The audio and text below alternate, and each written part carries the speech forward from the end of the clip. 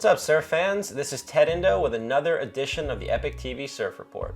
Last week I was watching a preview on the internet for a movie called Thundercloud.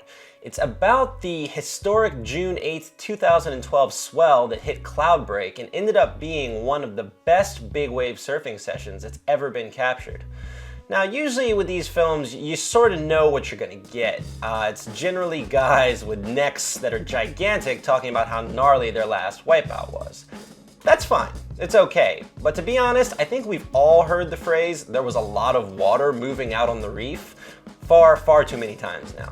So that's what I was expecting, more or less. And for the first minute or so, that's more or less what I got. But then, around the minute 30 mark, the movie maker, Talon Clemo, which yes is his real name, threw in two separate clips. One of them was from Shane Dorian and the other one was from Greg Long. In the clips, Dorian and Long actually seemed to be disagreeing about something. The public, unless you're actually staying there on the resort there at Tavarua, you didn't have access to Cloudbreak, and that's always what deterred me. For all the years prior, just you never had that opportunity to go there, or I guess the desire to pay that much money to stay there. The exclusivity, a lot of people saw it as a negative thing, but it really didn't exclude anybody. You had to stay on Tavarua.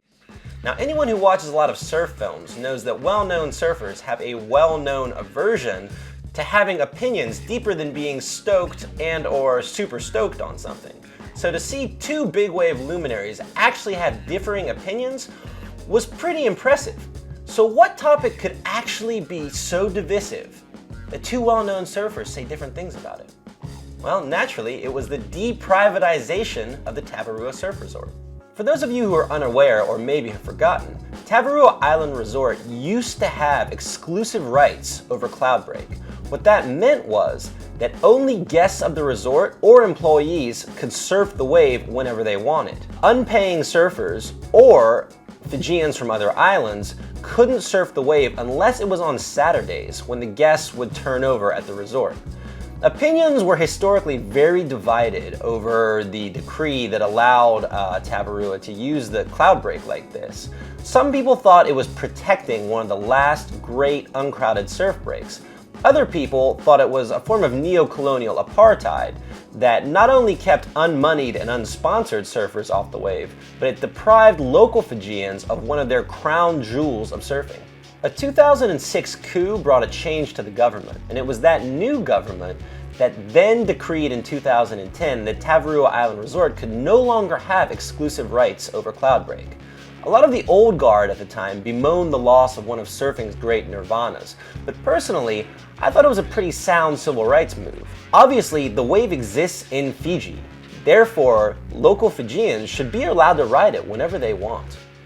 What neither of us knew at the time was that it actually was paving the way for the session that went down in 2012. The reason being was that a lot of foreign surfers either didn't have the money or didn't want to pay the money to stay at the resort.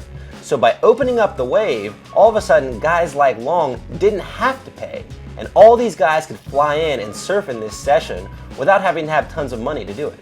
My favorite part about all of this, though, is that what it means is that the decree of a small-time island dictator actually was partially responsible for one of the most incredible sessions that's ever been recorded in surfing history. How's that for your obscure history? Of course, right now some of this is just conjecture because the film has not been finished. Clemo's crowdsourcing the project, and he still needs some money.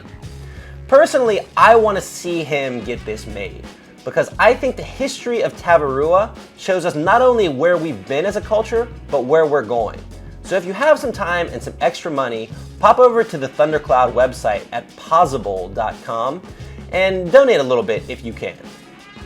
Hey guys, thanks for watching, and if you have any opinions about the deprivatization of Tavarua, crowdsourcing, or movies in general, please leave them at the bottom of the page. Let's be real. In the world of commercial surfing today, there is no one on a lower rung than female longboarders.